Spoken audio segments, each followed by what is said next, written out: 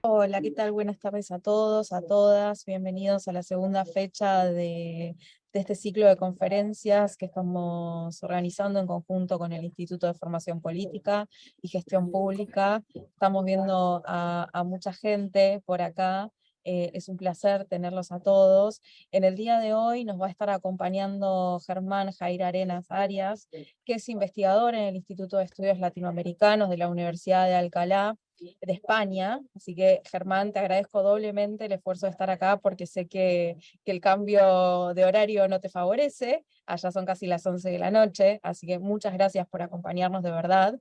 Les cuento, la formación académica de Germán la realizó en universidades también de Colombia, México.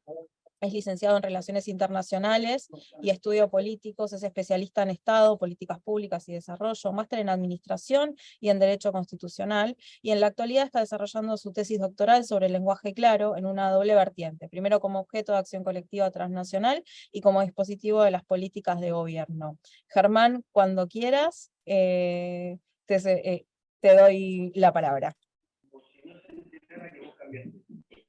Gracias, Vanina, por la presentación. Y para todos, un placer definitivamente estar aquí. Es verdad, en un horario un poco inusual para conversar sobre el lenguaje claro, pero creo que es una excelente oportunidad eh, para hacerlo. Voy a agradecerle primero a la Secretaría Legal y Técnica del Gobierno de la Ciudad Autónoma de Buenos Aires y al Instituto de Formación Política y Gestión Pública, la amable invitación que me hicieron a través, también entiendo, de la profesora Nuria Gómez Velar, la impar profesora Nuria Gómez, inagotable en su trabajo, porque, bueno, creo que a través de ella logramos estrechar algunos lazos para estar hoy en esta tarde, noche, compartiendo impresiones con ustedes. Es verdad, en un principio Nuria me dijo que podía compartir algunas aproximaciones que desde mi tesis doctoral estoy desarrollando alrededor del tema del lenguaje claro, eh, que también he de decirlo, puede resultar un poco extraño que un politólogo, que un internacionalista, pues esté dedicado a estos asuntos, ¿no? Principalmente está en el campo de los lingüistas, de las lingüistas, en el campo de las profesiones jurídicas, de la comunicación en general, y bueno, a mí lo que me ha interesado sobre todo es estudiar de alguna manera las credenciales políticas y sobre todo las credenciales teórico-políticas que pueden acompañar las iniciativas de el lenguaje claro. Este ejercicio se funda, y ya lo voy a decir, es principalmente eso, teórico-político. Lo que van a escuchar a partir de estos minutos es un ejercicio en el que estoy desarrollando, o en el que estoy buscando mejor la teoría política que mejor explique o que mejor podría explicar los intentos para que gobiernos locales, autonómicos, provinciales, incluso estatales también, desarrollen e implementen políticas de lenguaje claro. Creo que la mejor o una de las teorías más acertadas para explicar ese esfuerzo es el republicanismo. El republicanismo entendido como una tradición de pensamiento político, y creo que esa es la mejor, con la que yo más me siento cómodo, porque en ella encuentro el concepto y el contenido de un asunto, de un nombre que a mí me llama poderosamente la atención, que es políticas de legibilidad, que tiene un origen específico en un profesor de la historia moderna y contemporánea de la política, un profesor francés de nombre Pierre Rosanvallon, que me van a escuchar constantemente hablar de él, porque creo que en varias de sus publicaciones, desde el populismo, desde igualdad y sobre todo del buen gobierno, introduce este concepto de la política, de la legibilidad, para señalarla como una cualidad de los gobernantes y sobre todo de las reglas que deben organizar la relación entre los gobernantes y los gobernados.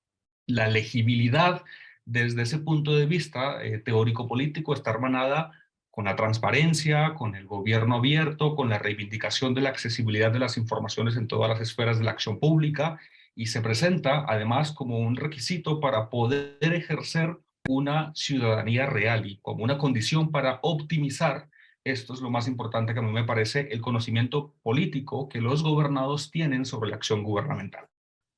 Lo contrario a la legibilidad desde ese punto de vista político, recalco, sería la ilegibilidad. Y bueno, en este sentido político, esa ilegibilidad está asociada más con la opacidad de los procedimientos públicos, administrativos, políticos, a la complejidad del funcionamiento social, a las noticias falsas, a los bulos, al spam informativo, que destruye la capacidad de los ciudadanos para comprender la lógica de los asuntos públicos y para convertirse también en actores lúcidos y críticos. Por eso, seguramente han estado escuchando ustedes la formulación, el derecho a comprender. Desde este punto de vista teórico-político, lo que se dice es que en el marco del derecho a saber, ese derecho solo tiene eficacia, solo se encuentra su garantía si se lo adosa a una posibilidad de comprender. Ya si es un derecho o no, es otra discusión que ojalá pues surja en el debate. Mi objetivo, al tratar de ahondar en esta clase de ideas y explorar en los estudios políticos bases teóricas satisfactorias, pues es entender cómo se ponen en marcha estrategias de lenguaje claro, pero eso sí, no como ejercicios que se agoten en la producción de documentos claros. Y aquí creo que es un buen punto para citar a una investigadora norteamericana, Karen Escriber, cuando dice, escribe, defiende que el lenguaje claro a menudo se ve como una idea curiosa de profesores, de lingüistas, que a través de su perspicacia actúan como policías gramaticales cortando y corrigiendo oraciones mientras hacen cumplir reglas de legibilidad y estilo. Pero esta caracterización, desde luego, no solamente es anticuada, sino que también es incorrecta.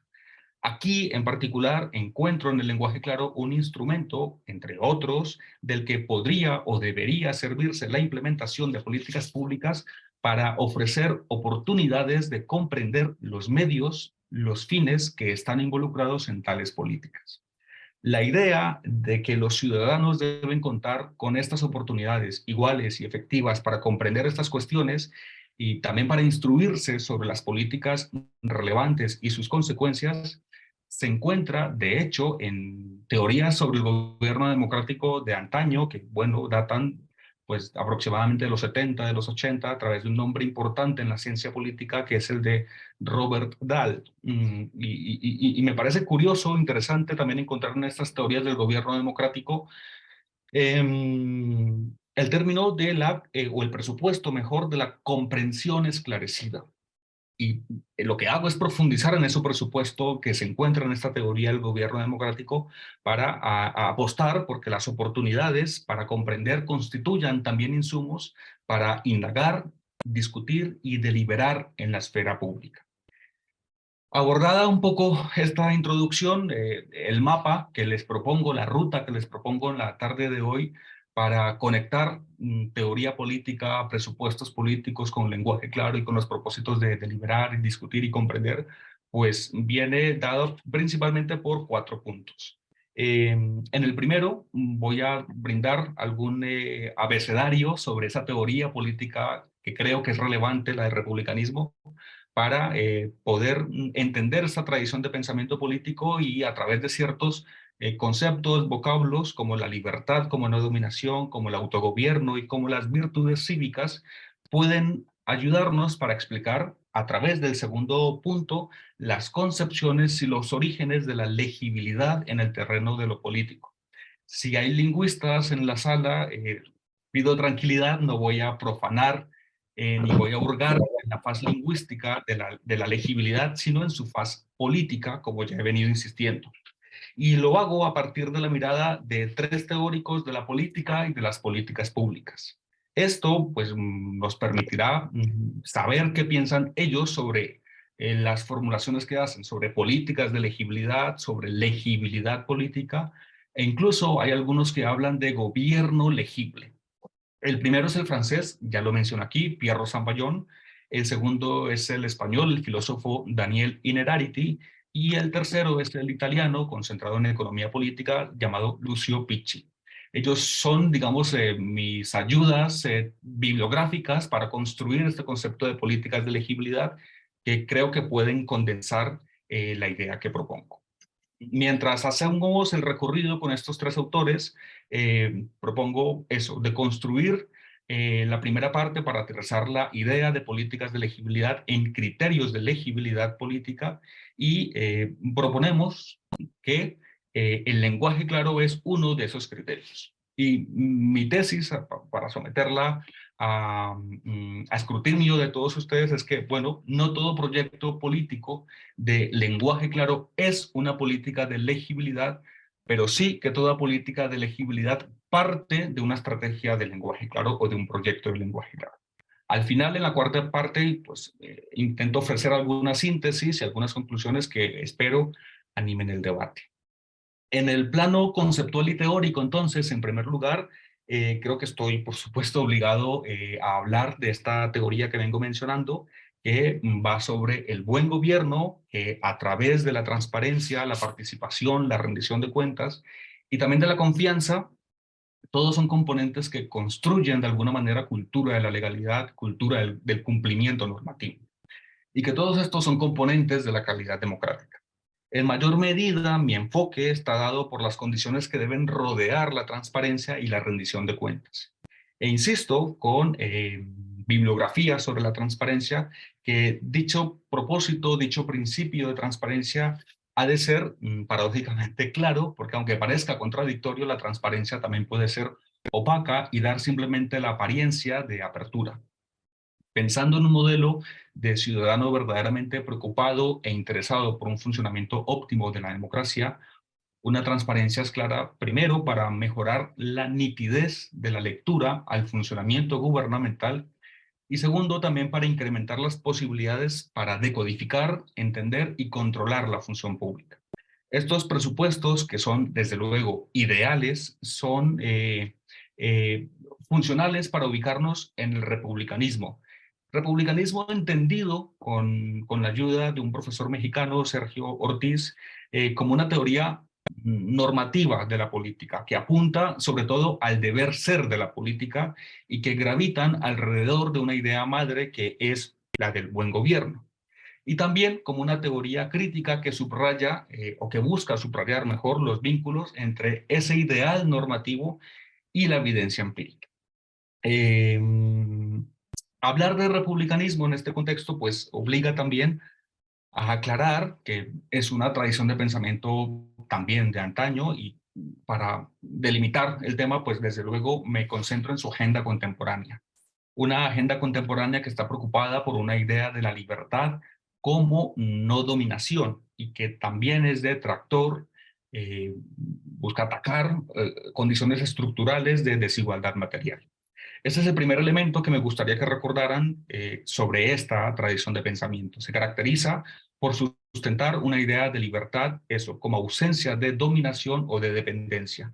Esto es como la capacidad para interferir, como la ausencia de la capacidad para interferir de un modo arbitrario en determinadas elecciones que otras personas puedan realizar.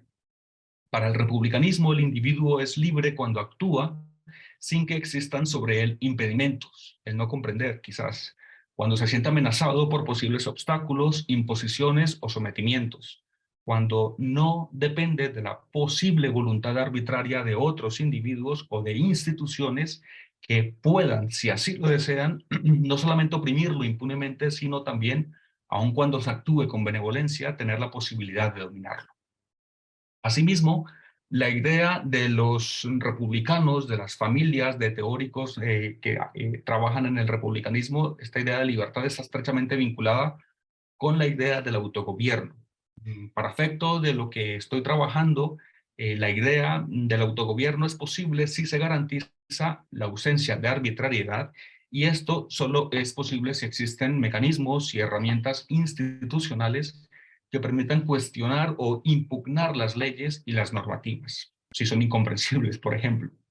Al respecto, uno de los teóricos republicanos más sobresalientes, Philippe Petit, pone en el centro de la teoría republicana del buen gobierno la posibilidad de disputar, discutir o contestar también la acción gubernamental. Y en esa posibilidad de disputar hallamos un segundo elemento que me gustaría también que recordaran bastante, que es eso, el del autogobierno. De acuerdo con esta mirada, la atención está dirigida a un ciudadano vigilante que disputa o que contesta las actuaciones del gobierno. La aspiración republicana, entonces, es establecer mecanismos de control para evitar que algunos acumulen una excesiva e indebida influencia política y se acomoden en posiciones de dominación. Ante la presencia de una sociedad atravesada por todo tipo de asimetrías informativas, maquinarias de dominación y desiguales relaciones de poder, el republicanismo busca creativos diseños institucionales que mejoren los procesos de transparencia, los procesos de rendición de cuentas y los procesos de acceso a la información. Y finalmente, un tercer elemento que quisiera también que recordaran vivamente de esta tradición es el que tiene que ver con las virtudes cívicas, con el ciudadano tipo dispuesto a cumplir la ley. Para este tipo de republicanismo, las sociedades bien ordenadas no solamente viven de leyes, aun cuando sean claras y precisas. Su aplicación debe ser lo más correcta posible. Siempre, eso sí, pueden dejar un margen interpretativo que puede ser el coladero de la impunidad si no hay una buena disposición hacia ella. Por eso creo que hay un componente de cultura de la legalidad muy profundamente marcado. No es suficiente tampoco con que haya buenas instituciones y que funcionen oportunamente los mecanismos constitucionales de control del poder. Es importante que el entramado institucional sea vigilado y controlado por ciudadanos que practican virtudes cívicas y que están dispuestos a participar, porque si no es así, se corre el riesgo de que las instituciones políticas se desvíen de su propio camino y acaben convirtiéndose, por el contrario, en vehículos y refuerzos de los intereses y beneficios de poderes ajenos a los ciudadanos. Dejo aquí esta parte con estos tres elementos sobre libertad como no dominación, sobre autogobierno y la capacidad de disputar y contestar la acción, de la acción gubernamental y el ejercicio y la práctica de virtudes cívicas para pasar al segundo paso del mapa o de la ruta que hablaba al inicio de la exposición, para adentrarme ya en el origen y las concepciones de la legibilidad en el terreno de lo político.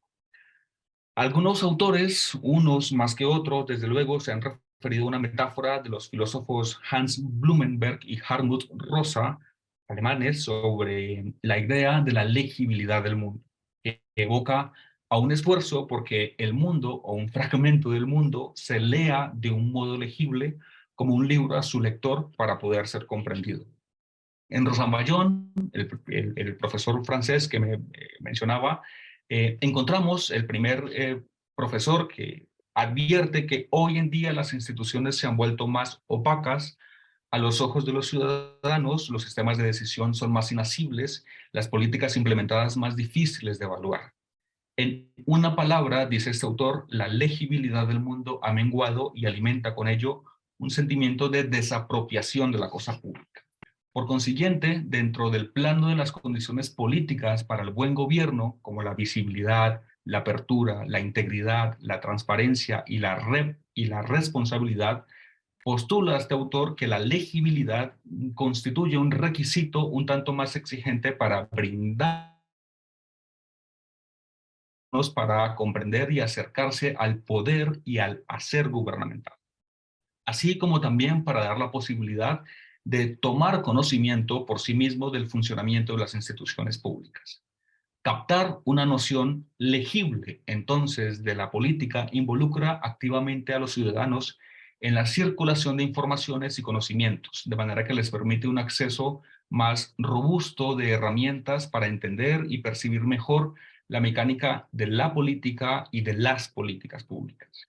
Esta pretensión, dice Rosanvallon, constituye una de las figuras claves del ideal republicano y es muy interesante cuando acto seguido plantea que la ilegibilidad se relaciona con una empresa organizada al disimulo de un proyecto de dominación y explotación de personas comunes y corrientes. Aunque no se refiera explícitamente a políticas de legibilidad, sino a la inteligibilidad de la política o a la política inteligible, en términos generales, las reflexiones del filósofo español Daniel Innerarity son convenientes también e ilustrativas para el desarrollo de mi exposición. Desde su libro La democracia del conocimiento, en el año 2011, Inerarity ya observaba que en lugar de celebrar la mera accesibilidad de las informaciones y los datos, hay que dramatizar el sometimiento de la sociedad al saber desordenado y a lo no comprendido. Estoy citando textualmente. De allí que la necesidad de simplificar inteligiblemente el mundo sigue siendo nuestro principal desafío. De nuevo la metáfora. Siguiendo el consejo de Inerarity, podríamos proponer dramatizar el sometimiento de la sociedad a lo no comprendido y cavar en eso que Rosanbayón dice sobre la ilegibilidad como un proyecto de dominación. En este sentido, me gustaría lanzar algunas preguntas que quizá podamos retomar más adelante en el intercambio de ideas, sugerencias o preguntas. Si, como dice la lingüista chilena Adriana Valdés, el lenguaje claro es evitar el ejercicio del poder a través de jergas incomprensibles, mm, quizá una primera pregunta pueda ser si acaso existen o prevalecen ciertas preferencias sociales por la opacidad y también por el cripticismo que rodea instituciones a lo mejor quizá administrativas, jurídicas y que esconden intenciones de dominación. No sé si sea demasiado descabellado pensar en información pública poco o nada legible como un impedimento, como un posible obstáculo para dominar una ciudadanía potencialmente auditora del gobierno. ¿Qué es lo que justifica, por ejemplo, la entrega de información pública en un excesivo e innecesario lenguaje técnico hacia organizaciones ciudadanas que quieren ejercer control social? Ya se ha demostrado que el lenguaje complejo y los tecnicismos son habituales en la información que se entrega a las veedurías ciudadanas en Colombia, por ejemplo. Y no es que se critique desde luego el tecnicismo, sino que efectivamente esto afecta hasta cierto punto el diálogo con el Estado. Si bien eso puede reflejar el bajo nivel de conocimiento y preparación de algunos miembros de esas veedurías, ello no puede ser un impedimento para realizar el control social y debe haber un mayor esfuerzo por utilizar un lenguaje más claro y sencillo para favorecer precisamente ese diálogo que está dirigido a controlar, a disputar y a controlar la acción gubernamental. ¿Qué se puede decir también de las cláusulas y de las hipotecas de las entidades bancarias? ¿No extienden acaso una antipática desventaja informativa con afectación en decisiones que luego más adelante han de tomarse? En el republicanismo y en su idea de libertad como no dominación, recalco, también encontramos un detractor de la desigualdad material. Con ello en mente, vale también la pena preguntarse si acaso el lenguaje y los procedimientos difíciles de entender eh, que el de los procedimientos empleados en la administración pública que afecta a población más vulnerable y que, por ejemplo, bloquea el acceso a ayudas financieras, de impuestos, de acceso a becas escolares y de asistencia médica. Muy temprano, cuando en el marco del movimiento del lenguaje claro surgía en Estados Unidos, la lingüista eh, Ginny Reddish resaltaba que más de 5 millones de estudiantes, cuando solicitaban subvenciones federales para pagar sus estudios, el 34% de esas solicitudes no podían tramitarse porque precisamente los estudiantes o incluso sus padres no eran capaces de rellenar los formularios correctamente. La complejidad de esos formularios y las instrucciones poco claras impedían que los estudiantes que reunían los requisitos y que más necesitaban las subvenciones educativas resultaban perdiéndolas y en consecuencia aumentar la brecha en la desigualdad del acceso a la educación. Evidencia empírica más reciente nos ofrece el programa de cupones para alimentos administrado por el Servicio de Alimentación y Nutrición de Estados Unidos y focalizado hacia personas con bajos ingresos. Allí se encontró que el 40% de los individuos elegibles no aplicaba al programa por la complejidad de los formularios. Y cito por el Banco Interamericano de Desarrollo, la información compleja y de difícil acceso sobre requisitos y especificaciones de los trámites, los formularios difíciles de llenar o en un lenguaje complejo de entender son factores que también afectan en mayor medida a las personas con menores niveles de escolaridad, que no disponen de las herramientas necesarias para navegar en el sistema público. Y esto puede hacer más probable que deserten de sus intentos de acceder a derechos o que recurran a tramitadores que les ayuden a diligenciar esos formularios y que por supuesto les van a cobrar por este tipo de trabajos. Preguntas, ejemplos y situaciones de estas características creo que pueden ser y examinadas e imaginadas bajo la lupa de la libertad como no dominación. Más adelante, en otro libro, Comprender la democracia, así se titula, por el profesor Innerarity, allí advierte que la inabarcabilidad y que la ilegibilidad de la política permean nuestra capacidad para comprender asuntos que determinan nuestras vidas. Asuntos sobre los que se nos exige un interés y al mismo tiempo una opinión, al menos un voto. De manera que debemos procurar estrategias que provean un saber accesible y compartido. Por eso, en una teoría de la democracia compleja, otro libro de este profesor, se recalca que la ininteligibilidad de los temas y las decisiones políticas constituyen en un profundo déficit democrático. Un déficit que no es cognitivo ni individual, sino social y colectivo. Democratizar la democracia pasa por hacer de la política algo más inteligible, pues una opinión pública que no entienda la política o que no sea capaz de juzgarla puede ser fácilmente instrumentalizada o enviar señales equívocas al sistema. Por supuesto, hay que subrayar, los ciudadanos no podemos ni debemos ser expertos, carecemos de tiempo, de atención, de saberes, pero hay un umbral, eso sí, por debajo del cual sería imposible emitir un juicio cívico razonable. Al menos hasta cierto punto y dentro de límites razonables deberíamos ser capaces de comprender las lógicas y los contenidos mínimos de los asuntos públicos que más podrían afectarnos, para estar en la disposición de contestar, de disputar la acción política.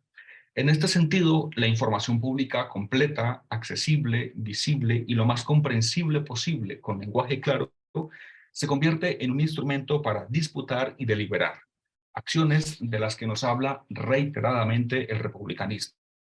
Llegados a este punto, creo que conviene matizar y decir que sería un disparate hacer una utopía de la metáfora de la legibilidad y que sería desproporcionado imaginar que la política en abstracto constituyera una materia legible para todos y en todo momento.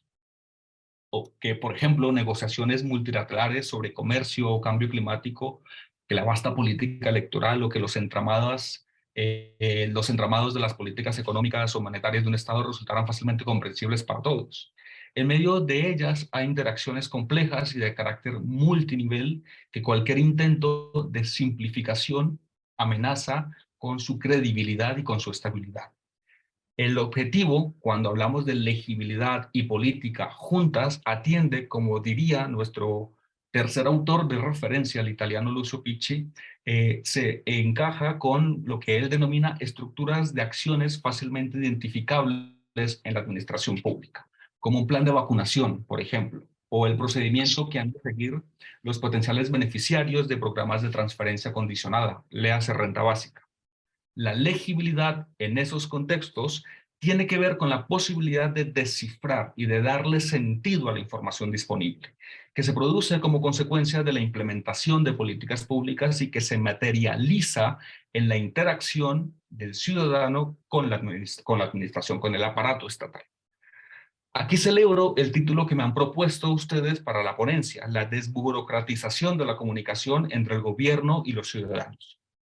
En ese sentido, la legibilidad deviene en una cualidad de la administración que disminuye, que aminora los costos cognitivos y procedimentales para quienes navegan en el interior de esa burocracia y para que encuentren utilizables los recursos que tienen a disposición. Para desburocratizar, de nuevo, los canales de interacción e incluso también, si me permiten la palabra, para desdramatizar la relación que llevamos día a día con el Estado. Esta faceta de la legibilidad hace que los servicios públicos que provee el Estado se puedan deletrear, si también me permiten esa expresión, como experiencias personales más confortables. Pero además, la legibilidad en este mismo contexto tiene otra faceta. Debe poder activar interpretaciones críticas para supervisar y para evaluar las acciones del gobierno, en ejercicio, a lo mejor, de las virtudes cívicas. Un gobierno legible, entonces, propone el profesor italiano, es un gobierno que cuenta con un sistema de información lo suficientemente transparente y comprensible que permita, por ejemplo, comparar el coste de 1 kilómetro de una nueva carretera con la media de obras similares realizadas en otro lugar. Los costes estandarizados, si pudieran calcularse, ayudarían a supervisar mejor la ejecución de las políticas. De manera individual o a través de organizaciones de vigilancia, de veedurías, como lo estaba comentando hace unos minutos, los ciudadanos pueden aprovechar los sistemas de datos bien organizados y legibles para exigir responsabilidades a sus administradores. Y aunque la última de sus prioridades sea participar en asuntos públicos o controlar las decisiones de las políticas, un gobierno legible también es el que procura reducir los obstáculos cognitivos para aquellos que por compromiso o por voluntad desean auditar al gobierno. Detrás de la legibilidad política, entonces, puedo empezar a concluir, por lo menos parcialmente, está el propósito de conseguir una lectura ágil de la acción gubernamental, lo que supone reforzar la lucidez de las justificaciones y las explicaciones públicas. De aquella lectura, a su vez, dependen las oportunidades que los ciudadanos tienen para alcanzar una comprensión esclarecida. Este concepto que les hablaba al principio de la exposición sobre el presupuesto de la teoría del gobierno democrático. Una comprensión esclarecida sobre lo que está en juego en la cosa pública, sobre lo que se puede o se debe cumplir, o para asimilar, apropiarse y volver utilizables los medios y los fines de las políticas implementadas. Una tercera estación, ya para ir cerrando, desde luego no me quiero gastar todo el tiempo que me propuso Vanina. Aquí quisiera combinar ya la visión teórica con la empírica, revisando el diseño de políticas legibles, evidenciar la adopción, el uso y la difusión de políticas de legibilidad en la administración pública. Pero, desde luego, hay un problema con este término, y es que apenas está siendo explorado en la literatura y en la práctica, de manera que tenemos todavía dificultades para observar tendencias o para sistematizar objetivos, diseños y resultados. Con todo, creo que hay un caso que a mí me resulta bastante relevante y que quizá ustedes lo conocen en el marco del gobierno de la ciudad de Buenos Aires, y es el que tiene que ver con el laboratorio del gobierno de la Ciudad de México, que hace algunos años empezó abiertamente a hablar sobre el diseño de políticas urbanas legibles. En dicho laboratorio se conciben las políticas legibles como políticas que, además de usar lenguajes comprensibles para comunicar los propósitos entre los afectados, por ejemplo, el diseño de un nuevo sistema de transporte, estas políticas tienen procesos abiertos hacia la ciudadanía, son ejercicios de innovación pública para hacer más palpables las decisiones que están en juego y para generar el potencial de acción de los ciudadanos dentro de temas, por supuesto, complejos. Otros ejemplos provienen de experiencias asociadas con presupuestos participativos y con debates ciudadanos recreados para que sus perspectivas incidan en agendas legislativas locales. Inician, primero, con la circulación de información en lenguaje claro y material explicativo para procurar ese saber accesible y compartido del que hablaba Inerarity, de manera que en esa línea creo que el lenguaje claro sirve como el punto de partida, como un criterio en el que se funda una política de legibilidad. Esto sugeriría que no todo proyecto político de lenguaje claro es una política de legibilidad, pero sí que toda política de legibilidad, para que prospere, parte de un proyecto de lenguaje claro. Y esta propuesta, con lo que veo en consideración, con lo que veo en la perspectiva mental, es aumentar el listón para considerar y evaluar en línea con todo lo comentado la implementación del lenguaje claro en el área de políticas públicas, en el área de gobierno abierto. Y es que al principio también les hablaba de la posibilidad de ofrecer credenciales teórico-políticas al lenguaje claro. Creo que habría que cumplir con 3 condiciones mínimas. La primera, corregir situaciones de dominación, en las que prevalece una simetría informativa en la que uno se aprovecha de jergas incomprensibles, como dice la chilena Adriana Valdés. 2, para reducir problemas de vulnerabilidad y de desigualdad material, que el lenguaje deliberadamente poco claro bloquee el acceso a derechos o a ayudas financieras por parte del Estado, por ejemplo. Y segundo, en tercero, ese tercer criterio, planteo yo, reforzar, debería servir para reforzar virtudes cívicas que activen mecanismos de deliberación y control de la función pública. No me acompaña, desde luego, el deseo de abrigar el concepto de lenguaje claro con vestimentas exageradas, pero sí creo o aspiro a que ayude a reconstruir prácticas democráticas débiles, como la participación activa, el compromiso cívico y la deliberación informada. Sigo en esta línea una intervención del profesor argentino Martin Bomer cuando habla de que con lenguaje claro no podemos reconstruir prácticas democráticas rotas. Pero, de nuevo, es un instrumento del que debería servirse la implementación de políticas para paliar problemas de legitimidad, de confianza y de transparencia. Para acabar, planteo una pregunta, por supuesto, para el debate y para mí también me la hago constantemente, es si de verdad hace falta recorrer una teoría política para pensar el lenguaje claro en clave de legibilidad política. Evidentemente la respuesta que yo puedo dar tiene un sesgo, porque prefiero este tipo de aproximaciones, pero bueno, si el asunto del lenguaje claro se circunscribe a un marco netamente economicista sobre ahorro de tiempo y dinero para instituciones públicas y privadas, seguramente no haga falta esta teoría política. Si lo que se busca es aplicarlo a la administración pública concibiendo a la persona como cliente y extendiendo su rol como mero consumidor de bienes, seguramente tampoco haga falta una teoría política. Si la mirada está puesta en conseguir iniciativas que sirvan para un modelo de buena sociedad y de buen gobierno, creo que el republicanismo sí que aporta luces e ideas para darle a ese lenguaje claro, a la idea, a la propuesta del lenguaje claro, otro tipo de credenciales. Credenciales que, ya para terminar, no pueden estar divorciadas de la veracidad. La información que produce la administración, el gobierno, desde luego, además de ser clara, tiene que ser veraz, sobre todo en épocas de desinformaciones, de bulos y de fake news. Porque una idea falsa, ya lo decía otro pensador, pero clara y precisa, siempre tendrá más poder en el mundo que una idea verdadera, pero compleja. Yo lo empiezo a dejar por aquí, Vanina. Creo que mi propósito era contar un poco, un pedazo de la investigación que estoy intentando desarrollar. Como lo decía, no me quiero gastar el tiempo. Creo que a través del chat he empezado a ver algunas preguntas. Si las empezamos a plantear, para mí sería fantástico. Si quedó alguna cuestión eh, sobre alguna duda, me gustaría escucharlo, sobre todo, y lo dejo para escucharlos a ustedes principalmente ya. Bueno, Germán, fuiste muy claro.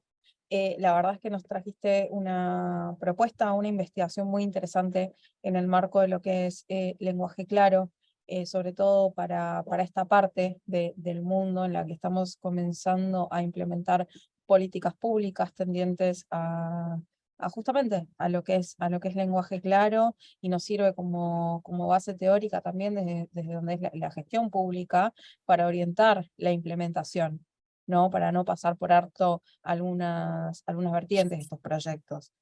Así que te agradezco, es muy interesante. Yo le voy a dejar a la gente que está conectada los documentos que nos hiciste llegar. Bueno, me parece que hay acá personas que están muy deseosas de consultar tus documentos, y bueno, aparte de tu investigación, también han consultado por los referentes que nombraste, eh, Pierro Sabayán, Lucio Ricci, bueno, han preguntado por los autores, así que voy a permitirme compartir la documentación. ¿Alguien que quiera hacer alguna pregunta, que quiera hacerle alguna pregunta a Germán? La pueden dejar en el chat. Ahí Valeria está consultando qué mecanismos se están empleando para el control de las fake news, de las noticias falsas. ¿Se puede hacer la consulta desde acá o por escrito? Sí, se puede hacer desde acá, pero ahí ya hicieron una consulta y después te cedo a vos la palabra. Gracias. Germán, no sé si llegaste a consultar, a escuchar la consulta. ¿De Gaby Patrón?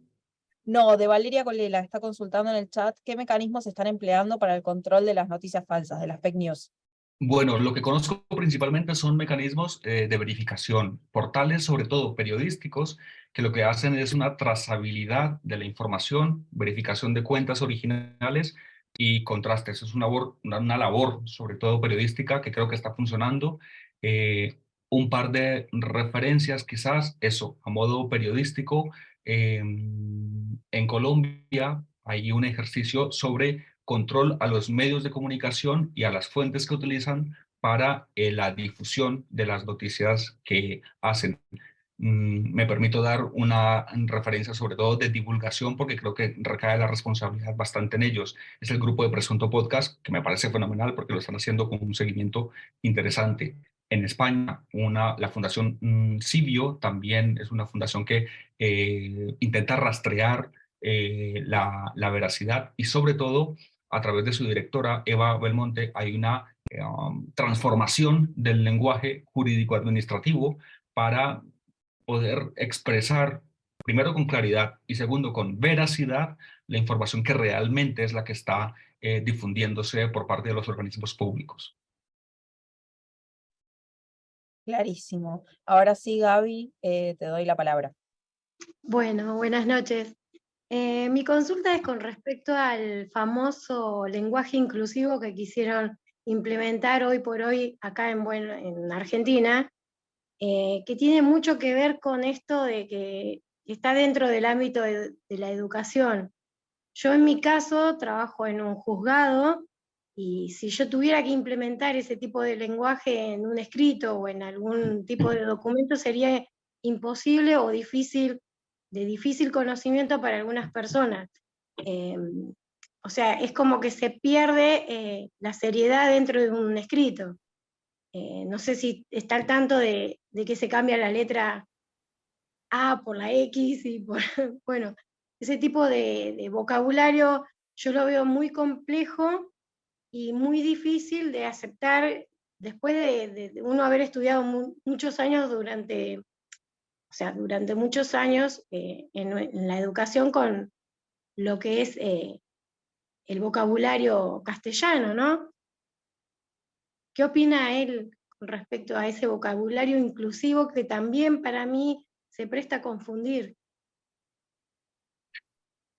Yo en este tipo de preguntas, gracias Gaby por la intervención. La verdad es que prefiero evadir las preguntas porque creo que son preguntas que deben responder personas directamente especializadas en lenguaje, primero, y en lenguaje inclusivo, segundo, sobre su viabilidad. A mí lo que me corresponde es otra parte de la claridad comunicativa, en el ámbito de la administración pública. Esta clase de aproximaciones sobre el lenguaje inclusivo, voy más sobre el lenguaje fácil o sobre lectura fácil en el ámbito de las decisiones judiciales, sobre si se pierde rigor, sobre si hay diferencias que puedan de alguna manera permear la rigurosidad. Yo prefiero apartarme de este tipo de aproximaciones porque no es mi campo, lo digo con toda sinceridad, con toda humildad y con toda franqueza, no es mi campo de especialidad. Estaba también viendo una pregunta sobre la diferencia entre verificar una fake news y hacer censura. Son desde luego preguntas supremamente interesantes, pero que yo me siento mucho más cómodo desde el ámbito político, desde la aproximación teórico-política del lenguaje claro y de la comunicación clara. Había una pregunta que me alcancé a leer sobre, bueno, Gloria Machado decía un ejemplo de lenguaje claro. Yo ahora mismo estoy trabajando en un proyecto de investigación, en un grupo de investigación en la Universidad de Barcelona sobre legibilidad o sobre lenguaje claro en el ámbito tributario. ¿A quién no le cuesta completamente entender un procedimiento un procedimiento tributario? Y creo que es un excelente ejemplo porque en materia de política pública es la representación ideal de tres tipos de costos. A nosotros los ciudadanos nos cuesta, primero, saber que existe una norma tributaria, por ejemplo. Segundo, nos cuesta pagar monetariamente la imposición tributaria. Tercero, nos cuesta psicológicamente a veces relacionarnos con la administración tributaria. Costos de aprendizaje, costos de cumplimiento y costos psicológicos en la interacción con la administración pública. Desde esta aproximación es con la que, desde luego, me siento más cómodo para abordar el punto del lenguaje claro del contacto ciudadanía-administración pública. Porque es cuando se puede evaluar si en efecto disminuye esos costos de aprendizaje, disminuye los costos de cumplimiento y disminuye los costos psicológicos. En esa medida, creo que eso es un buen ejemplo, Gloria, sobre los procesos, sobre los esfuerzos de clarificación de las comunicaciones y de las notificaciones tributarias. Con eso voy intentando decir que, claro, al final creo que empezaba a haber una pregunta sobre ¿qué le parece el lenguaje inclusivo? Esta es una pregunta con trampa, ¿no? Que creo que se escapan al grueso o al núcleo de lo que he intentado desarrollar.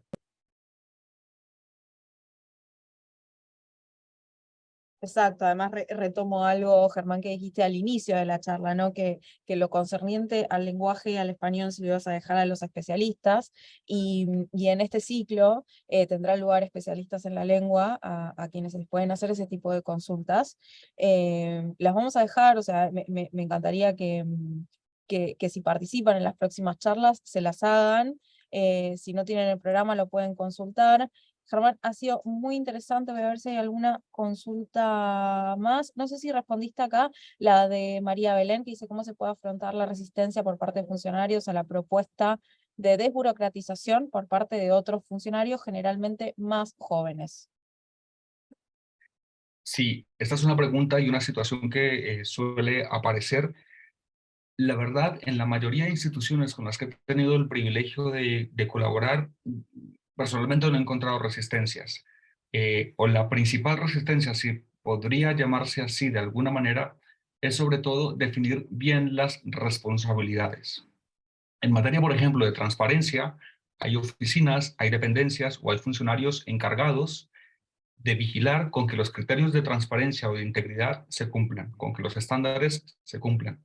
En el caso, por ejemplo, de corrupción y de denunciantes de corrupción, hay oficinas o debe haber oficinas, funcionarios o dependencias que deben vigilar que los protocolos para que quienes denuncian corrupción sean protegidos, y creo que esto vale la pena pensarlo en el ámbito del lenguaje y de la comunicación clara. No podemos soltarle simplemente el imperativo, la obligación casi que ética a funcionarios públicos y judiciales a nivel general de que es que deben escribir, de que es que deben comunicar sí o sí en lenguaje claro y que lo hagan a su manera o como mejor puedan resolverlo. Hay que definir bien responsabilidades dentro de las administraciones y que en efecto haya un responsable de esos estándares que se van a crear, de lo que se persigue en materia de lenguaje claro, y que esas personas acompañen al conglomerado de funcionarios. No puede ser simplemente una directriz que siga modas, que sean pasajeras o que vayan como ruedas sueltas dentro de la entidad. Creo sinceramente que si se diseña una estrategia, un proyecto o incluso una política pública específica de claridad, de legibilidad, de lenguaje claro, llamémosla como la llamemos, debe haber una cabeza responsable, rectora de los lineamientos y de que en efecto acompañe y haga cumplir los propósitos de esos lineamientos. Excelente. Voy a ir con las últimas dos preguntas que son muy interesantes. Una Paulina, es, sí, ¿podría hacer una pregunta? ¿Puede ser? Adriana Jiménez, acá. sí, escuchás? voy a darle prioridad al chat porque Listo, escribieron hace un ok. ratito y te cedo. Ya estamos Dale. como a 8 minutitos de terminar, así que voy muy rápido. ¿Hay alguna iniciativa internacional para hablar de este tema, para diseñar políticas o lineamientos internacionales sobre el lenguaje claro? Bueno, sí. A nivel internacional, primero existen estructuras de movilización asociadas a la idea de un movimiento internacional de lenguaje claro que agrupa principalmente defensores del lenguaje claro. Llámense Clarity, llámense Plain, y existen también fenómenos como la red, la naciente, todavía conozco poco sobre el núcleo de lo que perseguirá a futuro una red iberoamericana o panhispánica de lenguaje claro, que ahí se quieren recoger esfuerzos que están en una etapa, creo, todavía surgiendo, pero que son relevantes, sobre todo la red panhispánica. A nivel europeo, dentro del marco de la Comisión Europea, existen también iniciativas que buscan acompañar a los Estados miembros de la Unión Europea y que recientemente, el mes pasado, han intentado reforzar el tema a nivel intracomunitario. Y también yo creo que vale la pena hacerle un rastreo al ejercicio de las redes de lenguaje claro latinoamericanas. Dentro de Argentina me atrevo a pensar, por supuesto, que así lo creo, así lo es una comunidad epistémica, es una comunidad de práctica, quienes componen el Observatorio de Lenguaje Claro asociado a la Universidad de Buenos Aires, en donde entiendo también contar con la participación de la jueza María Lorena Tula del Moral. Estos son nichos de iniciativas, de proyectos, de dudas, de publicaciones académicas, de artículos sobre el lenguaje claro, de las cuales se pueden recoger experiencias, lecciones y problemas para no repetirlos. Muchas gracias, Germán. Y sí, vamos con Adriana, que es la última. Así ya también vamos dando por cerrado esta Sí, charla. voy a tratar de ser lo más síntesis posible. Llevo 45 años trabajando en la administración pública del gobierno de la Ciudad de Buenos Aires. He pasado por muchas gestiones y me quedé con estas palabras que usted dijo de prácticas rotas. Como prácticas rotas he visto muchos, porque no me puedo encasillar, como siempre hablo con los jóvenes, en una sola gestión de un partido determinado, porque he pasado desde la dictadura militar pasando democracias y sucesivos gobiernos. Entonces, entendí muy claro toda su exposición, no tiene nada que ver con un lenguaje inclusivo, eso sería otro tema. Me gustaría saber cómo ve a la ciudad de Buenos Aires, porque la práctica es la ciudad de Buenos Aires y el resto del país. En este momento yo quisiera hablar solamente de la ciudad de Buenos Aires porque tengo 65 años, he nacido acá, vivo acá y he pasado todo lo que ha pasado.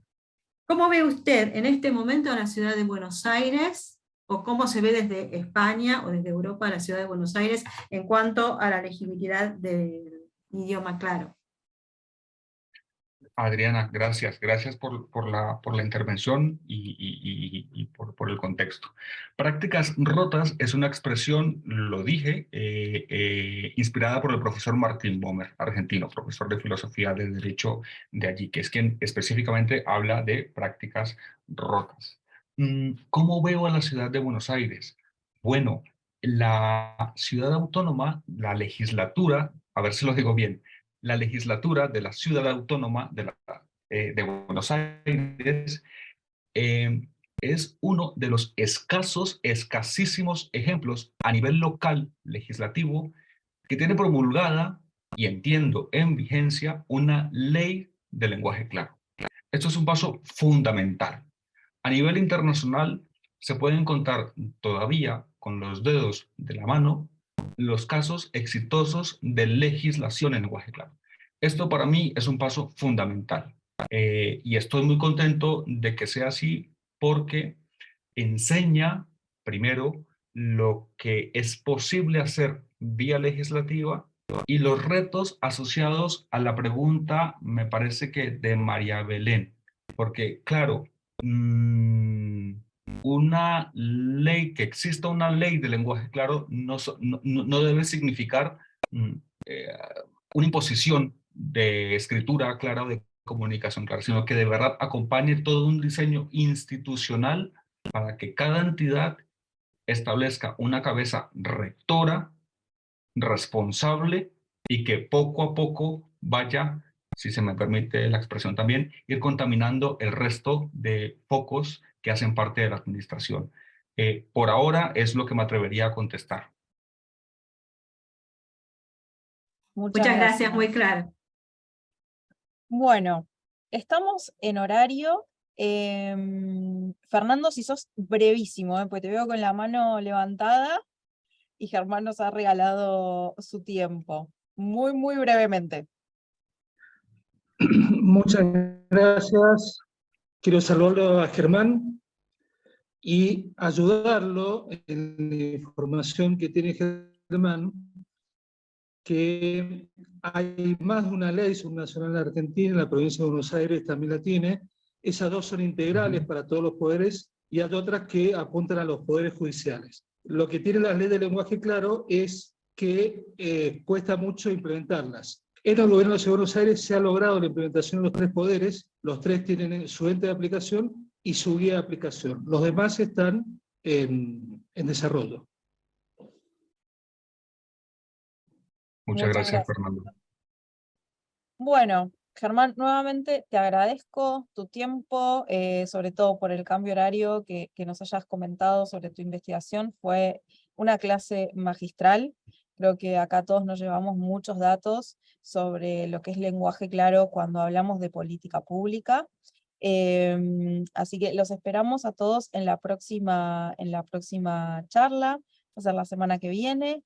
Y quienes no hayan recibido, que no hayan podido descargar el material, lo pueden solicitar, el instituto también lo tiene. Así que agradecemos mucho, Germán, tu participación. Pues muchas gracias nuevamente a ustedes. Gracias por la atención y espero que sigamos en contacto. Lo mismo digo. Que tengan buenas tardes.